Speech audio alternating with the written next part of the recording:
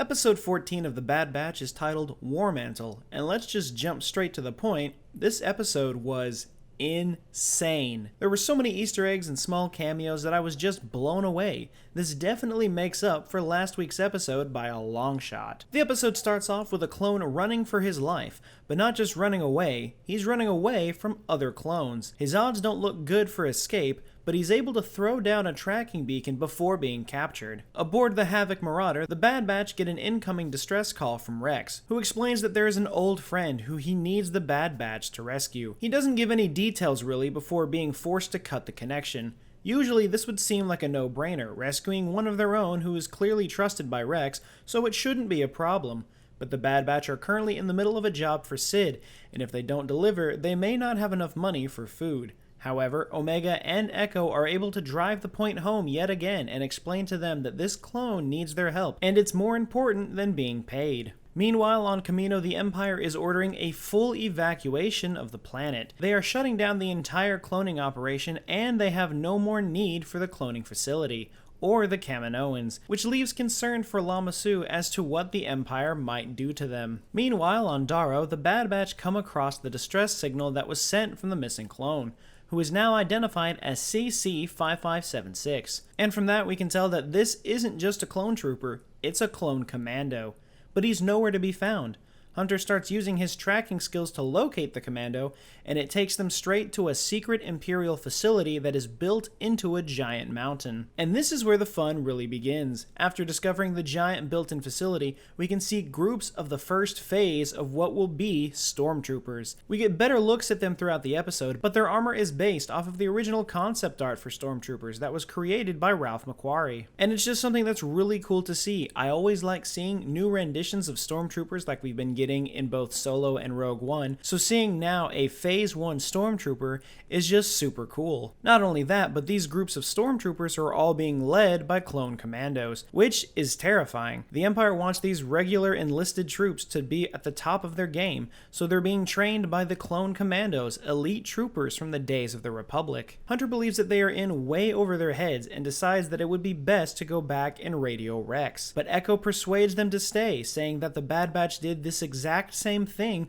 to rescue him from the Separatists on Skako Minor. Upon entering the base, we are hit with all the right notes of the classic Star Wars feel. While sneaking around and finding a terminal to access, we get hints of the classic Star Wars music from A New Hope that was playing as Luke, Han, and Leia snuck around to the Death Star. And while accessing the terminal, Echo discovers that the base lists an attendance of 50 clone commandos and 1,000 TK troopers, confirming that the clone army is officially out and stormtroopers have officially been put into production. The Bad Batch are able to locate CC-5576, and we finally learn that it is in fact Gregor, which is exactly what I was hoping for. Since we saw Rex earlier in the show, I was really hoping we would get to learn how Rex found both Gregor and Wolf, and would fill in the gaps of how they got to where they did in Star Wars Rebels. So seeing that the Bad Batch was able to break Gregor out was a pure delight. And we get a really cool moment when Gregor notices their armor, and he asks if they're CCs like himself. Hunter explains that they're CT-99s, which gives us a great line from Gregor. Defective clones. If you ask me, it's the ones who want to stay here who are really defective, which I thought was awesome. He has no problem with them being defective clones like most of the other clones that saw the Bad Batch. Gregor is just really happy to see clones that are on his side. We also learn that Gregor was an instructor at the facility before he decided to try to flee, which comes in handy after they all end up fighting off stormtroopers. Hunter says to Gregor, "I thought you said you trained these guys." But Gregor replies with, "I didn't teach them everything. That wouldn't be very smart." Which I thought was perfect because it's just pulling more material from legends of clones looking down on regular recruits, since the regular stormtroopers would never be as skilled as the clones were, since they were literally bred for the purpose of war. During their escape, we get one hell of a cameo for fans of the video games, Republic Commando Scorch from Delta Squad, who puts up one hell of a fight against the Bad Batch and is even able to get off 2 shots on Gregor and takes several stun shots before finally going down himself. Aside from the Republic Commando video game, the last time we saw Scorch was in another small cameo with the rest of Delta Squad in the Clone Wars episode Witches of the Mist, all the way back in Season 3, so this was definitely a nice touch. The Bad Batch attempt to make their escape through the reactor port on the side of the mountain, where they are then pinned down. Omega and Wrecker fly in and try to pick them up, but are met with some serious aerial resistance. In the end, they are all able to get everyone on board, except for Hunter, who slips off the ramp and takes a massive fall. And I'll be honest, I thought it killed him. Falling down the entire side of a mountain was something I was not expecting.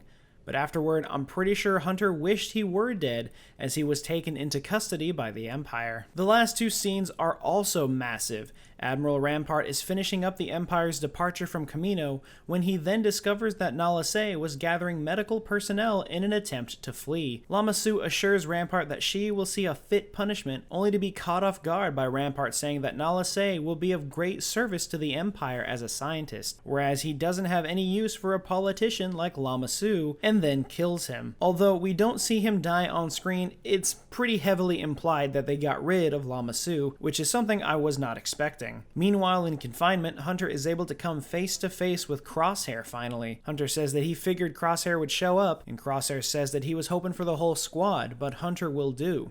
Ending the episode. Overall, wow. Wow, wow, wow, wow. What an episode this was. The previous comments I saw over Twitter were not wrong when they said that the last 3 episodes will start getting dark. We learned that stormtroopers are now in full swing, Lama Su has been killed, Kamino is being shut down, and Hunter is now left to the mercy of Crosshair. Absolutely insane. And with only 2 episodes left, I'm really scared to think of what could happen next. I'd like to see Hunter bust out Crosshair's inhibitor chips so they can escape together, but I just know it's not going to be that easy. But what did you think of War-Mantle? Did you like seeing clone commandos again, such as Gregor and Scorch? What did you think of the evacuation of Kamino, and what do you think will be the final outcome between Hunter and Crosshair? Let me know all of your thoughts in the comments below. Be sure to like the video and subscribe if you haven't, and remember, the Force will be with you, always.